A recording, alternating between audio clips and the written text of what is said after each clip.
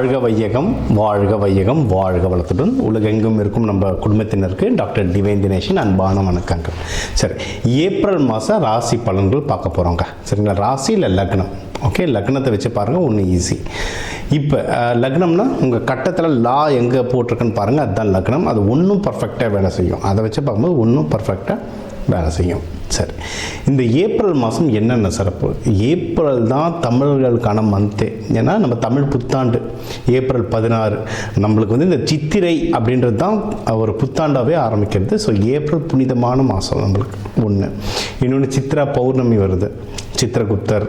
சித்தர்களுடைய நிறைய ஆசீர்வாதம் வாங்கணும்னா சித்ரா பௌர்ணமி. சித்திரை திருவிழா, மதுரை குலுங்கன்ற மாதிரி ஃபுல் சித்திரை திருவிழா வருது. ஸோ இந்த ஏப்ரல் மாதம் வந்து ஒரு புனிதமான மாதம். ஓகேங்களா, இந்த புனிதமான மாதத்தில் நம்ம ராசிக்கு எந்தெந்த விஷயங்கள்லாம் ரொம்ப சாதகமாக இருக்குது, எதுலலாம் நல்ல வாழ்க்கையில் முன்னேறலாம், வேறு எந்தெந்த விஷயத்தில் நான் கொஞ்சம் கவனமாக இருக்கணும், என்னென்ன வழிபாடுகள் பண்ணணும் அப்படின்றத நம்ம ஒவ்வொன்றா பார்த்துட்டு வருவோம். இது கூடவே இந்த பண்டிகைகள், இந்த முக்கியமான நாட்கள், இந்த பௌர்ணமி, அமாவாசை இதையும் கலந்து சொல்கிறேன். அதுக்கேற்ற வழிபாடுகள் பண்ணிட்டு வர இந்த ஏப்ரல் மாதம் நம்மளுக்கு ஒரு சிறப்பான மாதமாக அமையும். மீன ராசி, மீன லக்னக்காரங்களுக்கு எப்படி இருக்குது? ஜென்ம சனி நம்மளுக்கு தெரிஞ்சது தான். ஆனால் நம்மளுக்கு நிறைய நல்ல விஷயங்கள் இருக்குது. அந்த நல்ல விஷயங்கள் என்னென்ன அப்படின்றத நம்ம பார்க்கணும். அப்படின்னா பெஸ்ட்டு வந்து நம்ம எப்போவுமே நம்ம சொல்கிறது தான், இப்போ நீங்கள் எடுக்கிற முயற்சிகளில் வின் பண்ணுவீங்க. எந்த முயற்சியாக இருந்தாலும், வேலையில் ப்ரமோஷனோ, புதுசாக பிஸ்னஸ் ஆரம்பிக்கிறீங்க, இல்லை ஏதாவது புதுசாக நிறைய பேர் படிக்கணும்னு ஆசைப்படுவீங்க. சனி பயிற்சியில் என்ன நடக்கும் அப்படின்னா ரிசர்ச்சில் போவாங்க. நிறைய பேர் ஜோதிடம் கற்றுப்பாங்க, நிறைய பேர் புதுசாக எதனா படிக்கணும்னு நினைப்பாங்க. இல்லை இந்த ரிசர்ச்சில் அவங்களுக்கு பிடிச்ச விஷயத்தில் ரொம்ப ரிசர்ச்னால் எல்லாம் சயின்டிஸ்ட் நினச்சிக்கலாம். அப்படி இல்லை. இப்போ சில பேருக்கு கிட்டார் வாசிக்க கற்றுக்கணுன்னா இந்த டைமில் கிட்டாரையே கண்டுபிடிச்சின்னு தூங்குற மாதிரி ஆகிடும் நிலமை. அது உள்ளேயே அப்படியே போவாங்க. அது மாதிரி ரிசர்ச்சில் போவாங்க. புதுசாக எதனா படிக்கணும்னு ஆசைப்படுறதுக்குலாம் இது வந்து பெஸ்ட்டான டைம். சரிங்களா, நீங்கள் ஒரு ஐடியில் வேலை செய்கிறீங்க, ஒரு விஷயம் படித்தா ப்ரொமோஷன் வரணும்னா இந்த நல்ல டைம் படிக்க ஆரம்பிச்சிடும். படிப்பு சூப்பராக வரும். அப்போது பெரியவங்களுக்கே எப்படின்னா, இப்போ படிக்கிற குழந்தைங்களுக்கு தாராளமாக படிக்கிற குழந்தைங்க நல்லா படிக்கும், எக்ஸாம் நல்லா எழுதும், நல்ல மார்க் வாங்குவாங்க. என்னென்னா நல்லா தூங்குவாங்க. மீன ராசி, மீன லக்ன ஸ்டூடெண்ட்ஸு பெரியவங்கள யாராக இருந்தாலும் இப்போ நல்லா தூங்குவாங்க. கொஞ்சம் சோம்பேறித்தனம் இருக்கும். என்னென்னா ஜென்ம சனி நடந்துட்டு இருக்கிறதுனால அவர்களே அவ்வளோ மந்தமாக ஒரு மந்த நிலைமையை வச்சுட்ருப்பார். அப்போ நீங்கள் வந்து நான் உங்களை ஆக்டிவேட் பண்ணுறதுக்கு என்னென்ன பண்ணணுமோ அது எல்லாத்தையும் பண்ணணும். என்னது, எண்ணெய் தேய்ச்சி குளிக்கிறது சனி பகவானுடைய தாக்கத்தை சாப்பிட்றன்னு இறக்கி விட்டுரும்.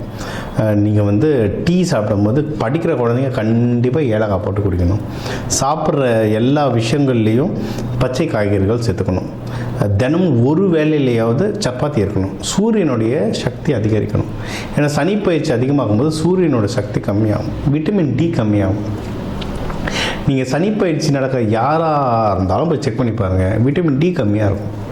ஒன்று இல்லை, விட்டமின் டி எனக்கு நார்மலாக இருக்குன்னா கூட முன்னாடி இருந்த விட்டமின் டிக்கு இது கம்மியாக இருக்கும். ஏன்னா இது வந்து அவ்வளோ பெரிய செக் பண்ணியாச்சு. அதனால் இது ஒரு பழக்கமாக நல்லா தெரிஞ்ச விஷயமாயிடுச்சு. விட்டமின் டி நீங்கள் ஸ்டெபிலைஸ் பண்ணாலே அந்த சுறுசுறுப்பு உடம்புல அதிகமாகும். ஆனால் அதுக்குன்னு டாக்டர் ஒரு தடவை பார்த்துக்கிட்டு அந்தந்த ஏஜுக்கு ஏற்ற மாதிரி, அவங்க உடல் அமைப்புக்கு ஏற்ற மாதிரி என்ன சப்ளிமெண்ட்ஸ் எடுத்துக்கணுன்றதை கேட்டு எடுத்துக்கிட்டிங்கன்னா உடம்பு சரியாயிடும். ஸோ எடுக்கிற முயற்சிகளில் நல்லா வின் பண்ணுவாங்க. கம்யூனிகேஷன் இஷ்யூஸ்லாம் எதுவும் பெருசாக இருக்காது. நீங்கள் வந்து எதனா வீடு வண்டி வாங்கணுன்னா இது சூப்பரான டைம்.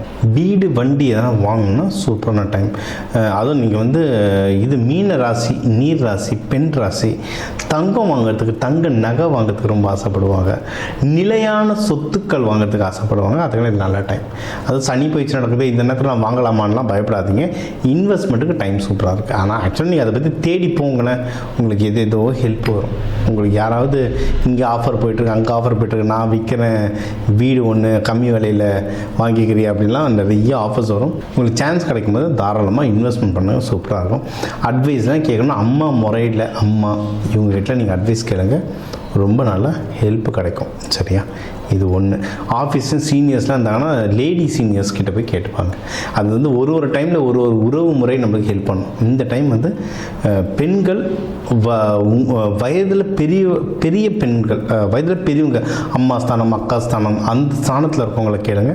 அவங்க உங்களுக்கு கரெக்டான விஷயங்கள் இன்வெஸ்ட்மெண்ட் சம்மந்தமாக கைட் பண்ணுறதுக்கு நிறையவே வழிவகைகள் இருக்குது. இது ஒன்று.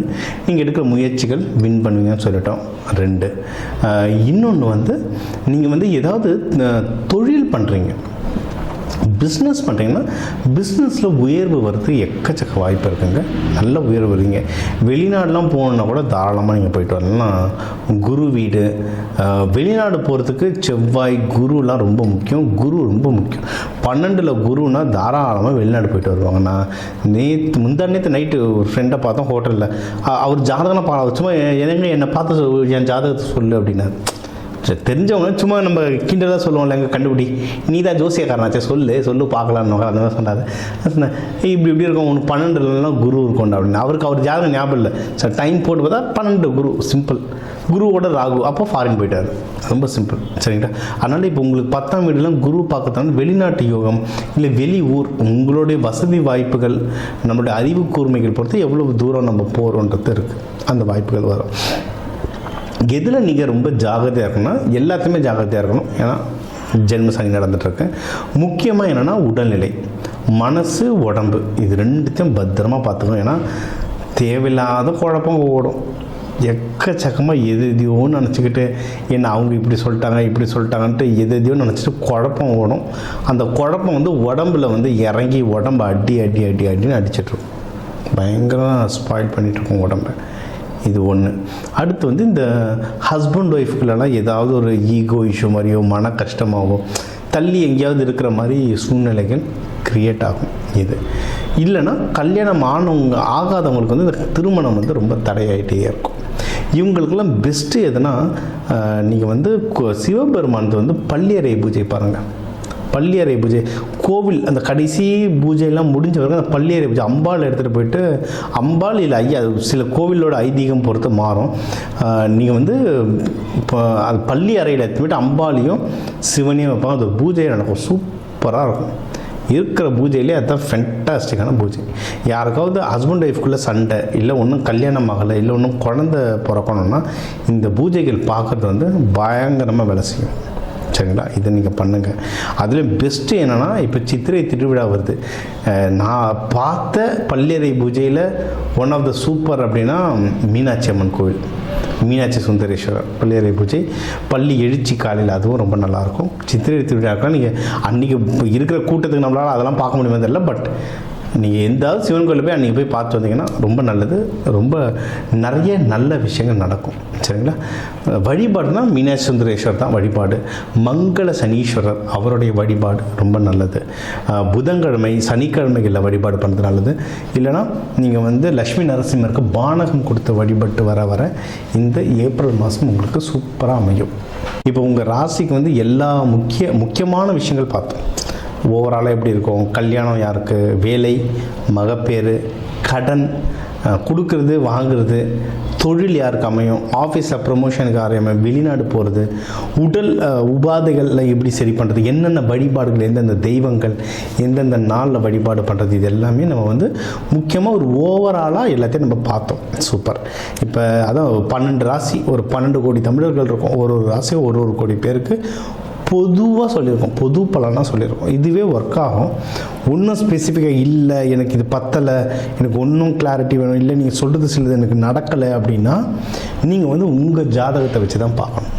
சரிங்களா? ஒன்று உங்கள் ஏன்னா தனிப்பட்ட ஜாதகத்தை வச்சு கிரக நிலைகள் மாறும்ல, அப்போது அதை வச்சு தனிப்பட்ட ஜாதகம் வச்சு பார்க்கணும். இது ஒன்று. இன்னொன்றுங்க, ஜாதகம்ன்றது ப்ரெடிக்ஷன். இது நடக்கும், இதெல்லாம் நடக்க வாய்ப்புகள் இருக்குன்ற ஒரு கால்குலேஷன், இதுதான். ஓகேவா?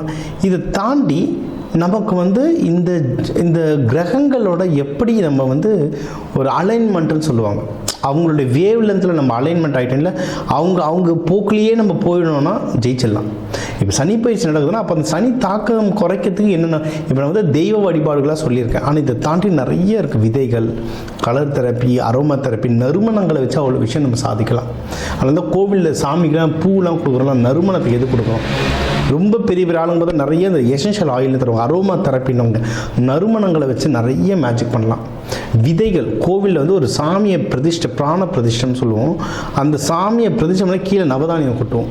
எதுக்கு நவதானியம்? அந்த நவகிரகங்களுடைய சக்தியும் உள்ளே இறங்கும். அப்போ அதை நமக்குள்ளே எப்படி கொண்டு வரது? விதைகள் மூலமாக பயிற்சிகள், கலர், ஒரு கலர் ஒரு கிரகம். எந்த கலர் போட்டால் இப்போ என் கிரகத்துக்கு எது வேலை செய்யும், இந்த மாதிரி விஷயங்களை நிறைய பயிற்சிகளாக சொல்லித்தரேன். எக்கச்சக்க பயிற்சிகளாக சொல்லிட்டோம். அதாவது ஒரு ஜோதிடத்தை நான் கேட்டேன், அவர் கல்யாணம் நடக்கும்னாரு, அவர் சொன்னதுனால நடக்கும்னா அப்படிலாம் நடக்காது. அதுக்கான சாத்தியக்கூறு இருக்குது, அதுக்கான முயற்சி எடுக்கணும். முயற்சி கூட அது நடத்துறதுக்கான சில சப்போர்ட்ஸ் நம்ம எடுத்துக்கணும்.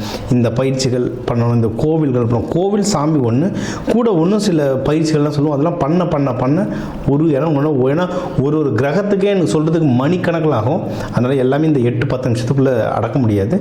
வேணுன்றவங்க என் நம்பரை கால் பண்ணி உங்களுக்கு கன்சல்டேஷன் எடுத்துக்கோங்க. உங்களுக்கு ஒன்றும் குறிப்பிட்டு சில வழிமுறைகள் சொல்கிறேன். ஒன்றும் குறிப்பிட்ட அட்வான்ஸாக தெய்வ வழிபாடுகள், கையில் என்னென்ன மாதிரி தானியங்கள் கையில் வச்சுக்கலாம், வீடு எந்தெந்த கலரில் இருந்தால் நீங்கள் கேட்குற விஷயங்கள் மாறுன்றதுல வாஸ்து நியூமராலஜிலாம் கலந்து சொல்கிறேன்.